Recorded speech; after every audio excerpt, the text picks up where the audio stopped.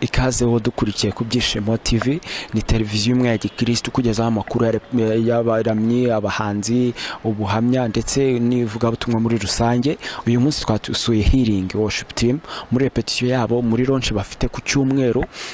Muri launch bazaba baronshingamo amashusho ya Mwami Icyo Wavuze, n'amashusho bakoze ndetse n'indirimbo nyinshi. Ni Healing Worship Team izaba iri kumwe na Israel Mbonye, izaba iri kumwe na True Promises, izaba iri kumwe na Gisubizo, izaba iri kumwe na Lalume. Ndakwifuriza kugira ngo urebe repetition uko byagenze ndetse uzabareka muri iki gitaramo. Imana iguhe umugisha. Nge ndi Moise.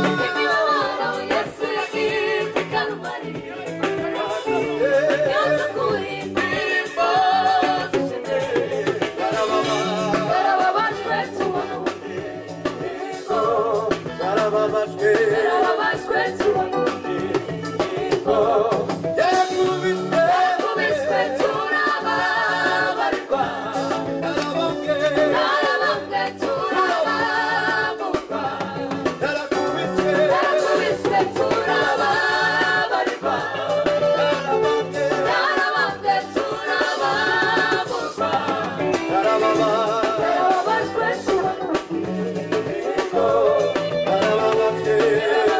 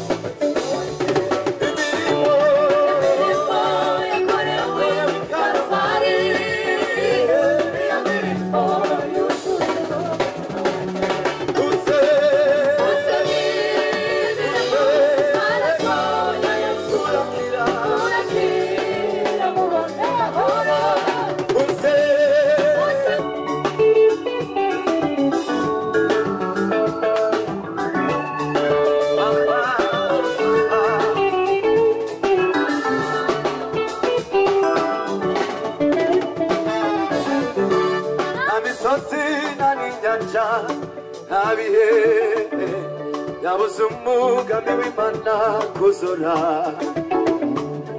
misozi n'inyanja ntabihe yabuze umugambi w'Imana kuzura misozi n'inyanja ntabihe yabuze umugambi w'Imana kuzura misozi n'inyanja ntabihe yabuze umugambi w'Imana kuzura kuko Uwiteka guhora ubayishaka bose wibagirire kuko Uwiteka guhora ubayishaka bose wibagirire misozi n'inyanja ntabihe yabuze umugambi w'Imana kuzura kuko Uwiteka guhora ubayishaka bose wibagirire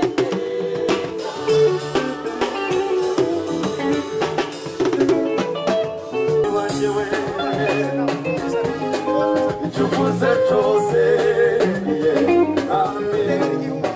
ntabwo gihera kirasohora Imana itabesha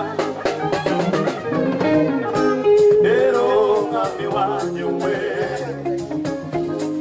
icyo uvuze cyose mwami ntabwo gihera kirasohora Imana itabesha rero mwami wanjye we icyo uvuze cyose mwami ntabwo gihera kirasohora Imana itabesha yewe mwami Mana we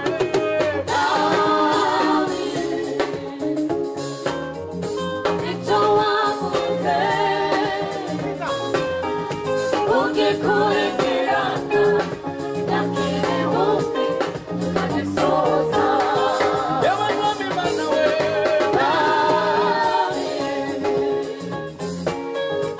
icyo wavuze ugikurikirana nakirihuti ukagisoza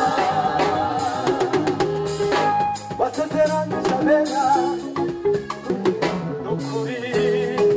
turakomeye kuko dufite iyo Mana ihambaye iyo Mana yaravuze iti isi ntibeho maze bigaba n'ukuri turakomeye kuko dufite iyo Mana ihambaye iyo Mana yaravuze iti isi ntibeho maze bigaba n'ukuri turakomeye kuko dufite iyo Mana ihambaye iyo Mana yaravuze iti isi ntibeho kandi imbaraga zawe zirakomeye listen Mana we Mana we Mana we Mana we Mana we Mana we Mana we Mana we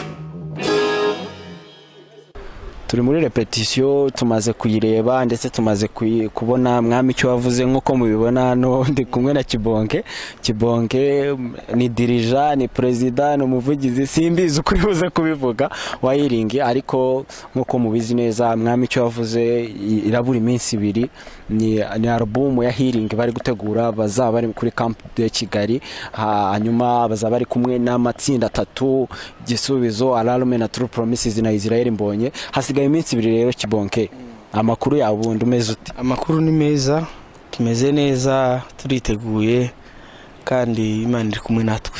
Hanyuma Healing hari hashize igihe kinini taramira handi hantu uyu munsi igeze kuri camp wabivuga iki nk'umuntu umwe mu babibonye ivuka igakura uyu munsi none igeze kuri camp de Kigali ubutabura ni kuri stade nta wamenya ni terambere ryiza kandi turishimira Imana ko hari aho mumaze kugera ndashaka kugira ngo umbwire uri kubibona ute none wo Healing imikurire yayo kugera kuri album mugiye gukora habura iminsi 2 ngira ngo uyu ni umusaruro w'ibintu byinshi bitandukanye harimo Imana ya mbere dushira imbere hakaba n'inama zanyu twagiye duhura kenshi n'abantu benshi batusaba gushaka ahantu hanini hagutse kandi hazatuma abantu benshi batarama neza hadatuma haba umuzigano nk'uko byari bisanzwe bigenda rero kuba turi hano kan Kigali uyu ni umusaruro w'ibitekerezo n'imbaraga z'abantu benshi batandukanye batari twebwe twenyine abantu babarizwa muri Healing Worship Team. Hanyuma noneho concert ya buri minsi 2 yasohoye Save the Date kera urabona bimeze bitereka duhere ku kijyanye n'imyiteguro y'abaririmbyi muri rusange urumwe mu bacuranzi ndetse bazi no kuririmba cyane utoza Healing niwe mutoza mukuru igira ngira ngo urabona ikijyanye n'imiririmbire duhere ku kijyanye n'imiririmbire kimeze gite? Imiririmbire ya Healing ntabwo ibigoye cyane si ikintu cyo gutegura cyane ngo twumve ko hari amanota tujyamo bikina twebwe ritme yacu cyangwa se injyana yacu ifite umwihariko runaka woroshye kugira ngo dusabane n'abantu batari abaririmbyi. Cyambere dukora indirimbo yuzuye imbaraga z'Imana twabisenze cya kabiri iri simple ushobora kuririmba rimwe undi uyumvise agahita yiririma no kuvuga ngo ibyo ngibyo nanone ntabwo tubijya kure turashaka amavuta y'Imana connection n'Imana usabane n'Imana kugira ngo hazabe guconnecta n'abantu baje mu gitaramo batahe bishimye ariko cyo nahamye nuko ibyo turebesha amaso ibyo twumvisha amatwi imitegurire yacu imeze neza kandi iranoze. Ubu sound irahari ni forume zirahari camp yamaze ngira ngo ntago mwashira bitari booked ibyo ngibyo byose byamaze gutegura. Camp yarishuwe hari ya venue yarishuwe yose nani sound yose n'ubu nkubwira barimo barainstalla batangiye kuwa gatatu uyu munsi kuwa 4 ejo kuwa 5 abacuranzi tuzaje kuwa 6 kureba ibintu byose nta kintu na kimwe ntekereza kizaba kibi mu mitegurire sound irahari n'ubushize bari bambaye neza imyambarire ndibuka tukubaza byari ibintu binahenze cyane Healing yambara neza kuri concert n'ubwo twitegeye imyambarire myiza baserutse neza sinzi nge simbigira mu ruhare cyane ibintu byo kwambara bigira abantu babishinzwe muri Healing ariko konzi imyumvire y'abaririmbyi ba Healing ntabwo yatuma bambara nabi. Kwambara nabi k'umukristo bibaho no kwambara neza k'umukristo bibaho. Imyumvire uburere bahabwa muri repetition mu masengesho nibyo bibatera kwambara neza batekereza ikintu gishobora kunogera ijisho ry'abantu n'umuntu akabasomamo Imana imbere yabo. Ndahamya neza kwiyo inform izaba imeze neza kandi irahari. Asigaye kijyanye abacuranzi nabonye Mima mbona Trezoro mbona Kibamba ni Mima na n'uwitwa Isaac ucuranga ingoma na Christophe ucurangira Rehoboti hakaba n'uwitwa Gratuit ucuranga bass ngira niwe wari use Kibamba ni Gratuit hakaba na Chiza. Yeah. Bameze neza n'abacuranzi bameze neza noneho reka tuvuge ku matsinda 3 kugira ngo n'abantu bose bazaza matsinda 3 ndetse na Israel Mbonye mwahisemo matsinda 3 muhitamo n'umuramyi umwe abangaba bo abantu bitegemi iki muri Healing ho repetition ngira ngo abantu bose barayibonye ko yari imeze neza cyane reka tuvuge kuri aya matsinda 3 uko ari 3 ndetse na Israel Mbonye. Pere kuri Israel Mbonyi ubu ari muri repetition n'aka kanya tuvugana, ari muri practice, ari gusenga, yiteguye gutanga ibyo kurya bivuye mu ijuru kandi bihiye bikaranze neza. Alarme n'ejo naciye aho bakorera practice, bari muri practice zijyanye na concert yacu, bari kubyitegura neza. Gisubizo nuko ntabwo nahageze, ariko makuru mfite nuko babyiteguye kimwe na True Promises imaze icyumweru iri gusenga isengera concert kugira ngo hazaba ubwiza bw'Imana. Abo ni abantu dufatanya. Israel Mbonyi yaraherutse hanze cyane muri za Canada kuvuga ubutumwa, azanye izindi imbaraga nshasha kuko yabidutangarije kandi natwe turabyiteze, hamwe n'imbaraga zacu turi gushiramo, twizeye ko ibintu bizagenda neza. Reka noneho tuvuge ku kijyanye no n'amatike. Uri kubona bimeze bite ku kijyanye n'amatike? Abantu bari kugura se? Hasigaye iki se mu myiteguro? Ubundi tuvuge imyiteguro, hari igisigaye gutungana? Twe ku myiteguro turashoje, tugiye muri camp. Ubu ngubu tugiye hano ku rusengero, twifungirane mu rusengero mu by'ukuri dusenge Imana. Ibyo gusenga si ibyo kwirata, ariko no kugira ngo duse n'abari concentré, turi hamwe tudafite ibindi bintu bituderanja, kugira ngo tuzaje gutanga. Nimba twahamagaye abantu, hari package Imana igomba kuduha, tugiye kuvugana n'Imana, Imana iduhe package tuzatanga kuri uriya munsi, bizashimishe twebwe, bishimisha Imana, bishimisha n'abantu batwitabye. Kubijyanye n'amatike, amatike ari kugurwa cyane rwose, ndabishima Imana kuko turahamagarwa umwanya ku wundi, umunota ku wundi, umuntu atubaza asanga amatike, kandi dufite application itwereka umubare ukuntu bigenda bizamuka kugeza kuri uyu munsi. Turabyishimiye, na biri kuri ritime nziza. Wahita wibutsa abantu amatike uko iri kugura, aho bayisanga mu kanya gatoya dufite, kugira ngo nabo bakomeze bagure mbere kuri discount. Nicyo twakwibutsa abantu kuri discount. Hari discount ihari kuri buri tike. Hari tike ya 5 ubiragura 3, hari tike y'10 ubiragura 8. Rero turasaba abantu bose badukurikiye ku byishimo bihute bagura amatike hakirigabanyirizwa. Nta muntu udakunda discount, bayafate. Natwe twabishizeho kugira ngo bitworohereze, kugira abantu batangire bagura amatike hakiri kare hariya ku muryango, tutazagira akazi kenshi, ahubwo tuzinjire kare, dutangire turamya Imana, tuyihimbaze. Mu by'ukuri amatike aragenda neza, kandi twizeye ko iriya sale izuzura abantu. Turabyizeye, turi gusenga Imana, Imana irateza inyota abantu. Twizeye Imana kurenza ibindi bintu byose. Sinzi niba nsubije, nimba ari ikindi. Noneho bayasanga, aho bayasanga hari abantu bari kuri za Simba, cyane cyane Simba yo mu mujyi, ku Gishushu no na Kimironko, ndetse na hariya kwa Ndoli supermarket, hariya ku Gisimenti, ukasanga kuri Zion Gatenga, ukasanga Foursquare, ukasanga n'ahantu habera ibitaramo by'udutatu na Calvary, ndetse no kuri Power of Prayer Church aho duteranira Kabeza. Utabashije kugera aho ngaho, wahamagara kuri nimero 0783 3840, 0783 hari na abagurisha ticket bari mobile, donc bagenda basanga abakiriya aho babahamagaye. Kuri iyo nimero wababona kandi bakagusavinga neza. Abantu bakomeza bagura amatike yo mu gitaramo cya Healing kiri ku cyumweru, tuzatangira sanga saa 9 zuzuye. Saa 9 n'amasaha meza, umuntu yavanga Imana izaduha umucyo. Igitaramo cya Healing kiri gutegurwa neza, tugana ku musozo kibonke. Ndagira ngo noneho mbere yo gutanga ubutumwa ku bantu bazitabira no concert, cyangwa n'abandi bose bashaka kuyitabira, mbere yo kugira ngo baze, n'abandi twashishikariza kugira ngo bazaze koko barye kuri uyu mutsima wa Healing iri gutegura umutsima wo mu ijoro. Nashaka kugira ngo tuvuge kuri iki kintu. Ntabwo mpamya ko muri concert ishize Diane yasaga nananiwe, n'ubu ngubu ntabwo namubonye muri repetition, ntabwo abantu badukurikiye bose bamubonye. Ndashaka kugira ngo none uvuge, urabona gute Healing wenda Diane aba yadahari kuri iyi nshuro? Diane ni intwari ikomeye cyane muri Healing. Tuvuze ibyo kabisa twabitindaho. N'umwana twareze akiri muto, yarazamuka kugeza uyu munsi, n'umudamu aritegura kwibara ku mwana. hari igihe umwaka ushize mu kwezi kwa 9 ngira ngo tariki 30 habaye ubukwe bwa Diane. Twese n'abavyeyi be n'abapasiteri turavuga ngo Mana uzahe Diane urubyaro. Imana rero yumvise iryo sengesho. Diane ubu ngubu arenda kwibaruka umwana.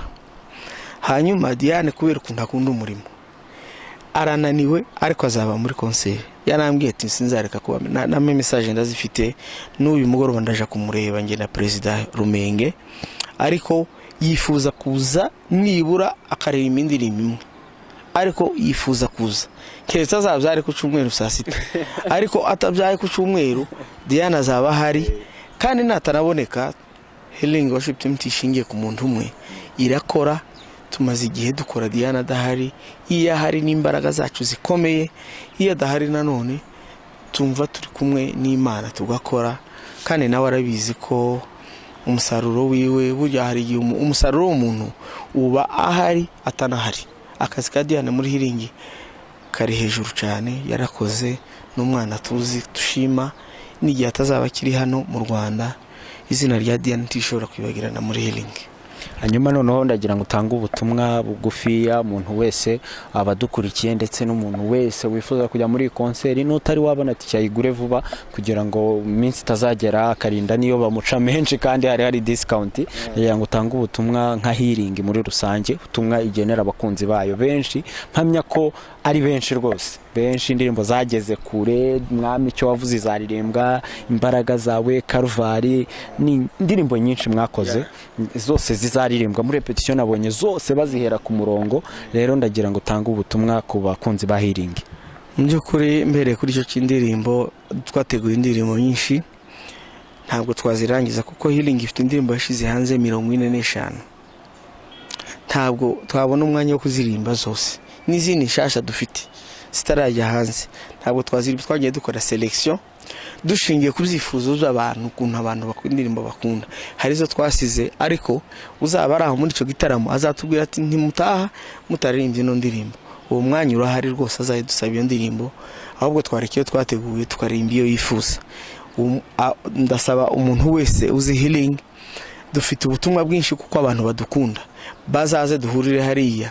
Kuza kuri Healing ntacyo uzabuje kugura, uzabuje gutera inkunga wa murimo ukunda kugira ngo ejo uzabe wongeye gukora ikindi gikorwa, kuko turategura ko mu kwezi kwa 9 kwa 10 tuzasohora izindi ndirimbo muri audio album yacu ya 5, mu buryo mu kwezi kwa 2 kwa 3 dushobora gukora video kiyingiye tugiye kulaunchinga. Tuzongera kandi tubamagana mu kwa 6 cyangwa mu kwa 5 kwenda kurangira launching indi album.